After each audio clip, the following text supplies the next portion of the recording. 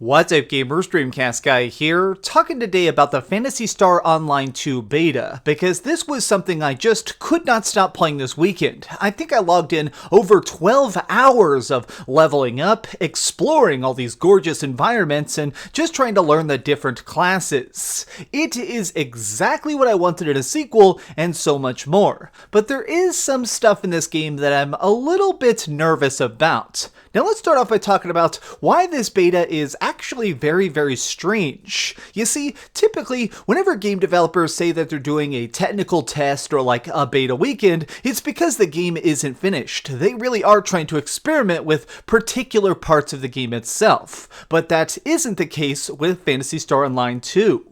In case you didn't already know this, PSO2 came out in Japan over 7 years ago. I mean, the game is completely finished. There is no aspect of this that's really being tinkered with now. We're basically just waiting for them to release this because it's the English version of the game. We're finally getting a chance to play this. And, well, the game feels extremely polished to almost a bizarre degree. I mean, a lot of MMORPGs, which is what I do consider this, they have that time where they need the polish. A lot of times big open online games, they sometimes launch very raw. They need those patches, they need those times to try and experiment with what the community actually wants. Well, Phantasy Star Online 2 already has 7 years of updates and expansions. Whenever you go into town, it's kind of obvious when you see the fact that there's just so many districts, there's different TV screens, a diner you can visit, a huge open casino where you can hang out with your friends. There is so much to do in this game, and that's before you even go out in the field and start shopping stuff up. And when you do go out here, there is hundreds and hundreds and hundreds of missions scattered everywhere. And the funny thing about this beta is that it's not a beta. This is the entire game. If you were actually lucky enough to log in and play this weekend, you probably noticed that there is tons of bosses, there's tons of stuff to do, and really, there's no limit to it. This is the entire game that we're playing right now. Let's go ahead and dig into the details of this very addictive combat. As always, gameplay is king. If something isn't fun to play, you're not gonna play it. Well, this game manages to make every little piece of it very exciting. Whenever you're actually going down to the different planets, you have to get a chance to choose the different zones. You can say, do I want to explore the forests, or a volcano, or some sort of like giant beach area, or like post-apocalyptic like environment. And once you go here, you have specific missions. Things like trying to kill a certain target, or maybe you just need to try and get a certain amount of like minerals mined or fish caught.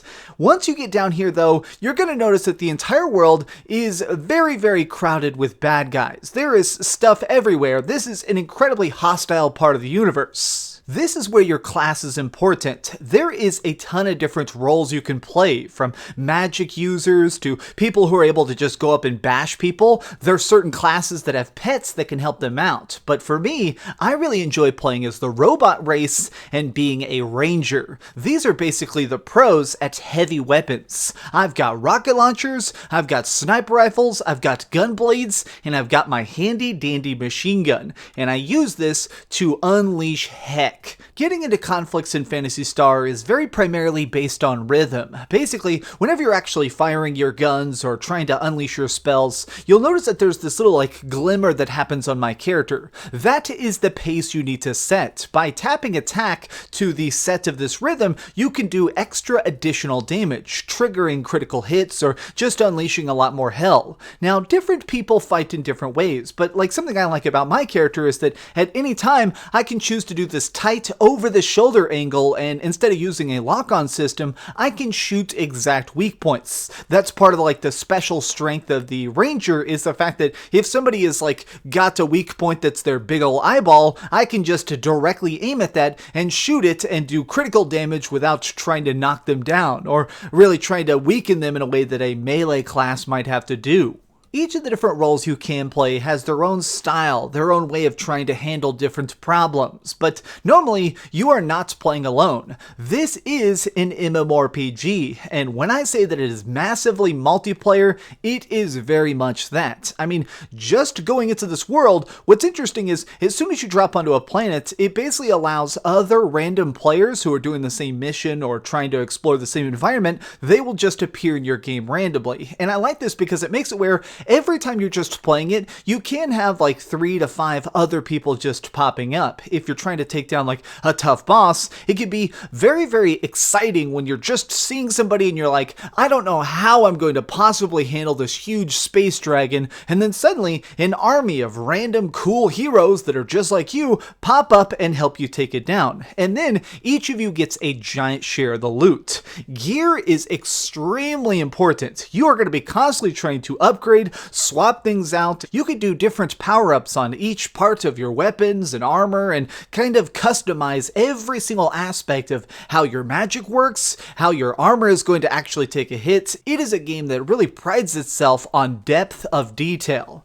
Now that we've talked about what's good, I do want to take a second to talk about what I'm most nervous about. Phantasy Star Online 2 is going to be free to play. It will have no upfront cost, which I do think is going to make a bunch of people excited to try it out. Having no upfront cost is definitely one of those things that it makes it more welcoming to newcomers. But what I am nervous about is how this is going to affect it in the long run. Currently, the developers are saying that all they plan on selling is cosmetic microtransactions. You'll actually have hundreds and hundreds of different ways to try and like tinker with your gear and give yourself like different paint jobs and color palettes, and that's how they're going to pay for the game itself, is purely by just selling skins. Now this does work, but I am nervous a little bit because Phantasy Star Online is about the community first and foremost. It is a game that has depth, it has some great combat, it has lots and lots of very fun environments,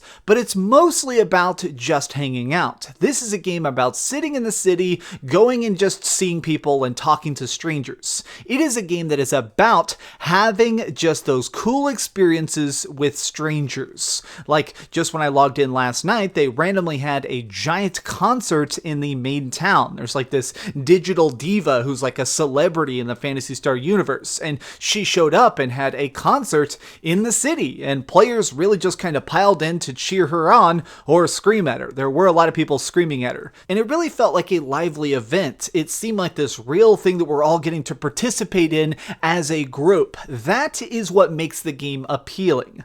I am a little bit nervous about the idea of this game being purely funded by microtransactions. I'm afraid that if people stop buying stuff or the community starts to collapse, we may just have it, I don't know, run out. I'm afraid that if this game stops being popular or people just don't get into the microtransactions themselves, Sega may shut it down. Because the servers, this is an online-only game. I mean, you cannot play this offline. There is absolutely no single player. This game only exists as long as nobody flips the switch and shuts everything down. I do additionally have some fears about just the longevity of this project. People played the original Phantasy Star for years and years and years, myself included, but I kind of think that the general genre of action RPGs like this has kind of changed. Things like Monster Hunter World have created such a crazy mythos of games that you can play for thousands and thousands of hours. I'm just kind of curious how people end up treating this game. So far, from the 12 hours I've played, I am absolutely going to get ultra hardcore into Phantasy Star 2. I've got my character, he's carrying over to the main game, I'm going to be chopping people up for a long time to come, but I'm hoping that the cities always stay this full, that way the game can just stick around for as long as the originals did.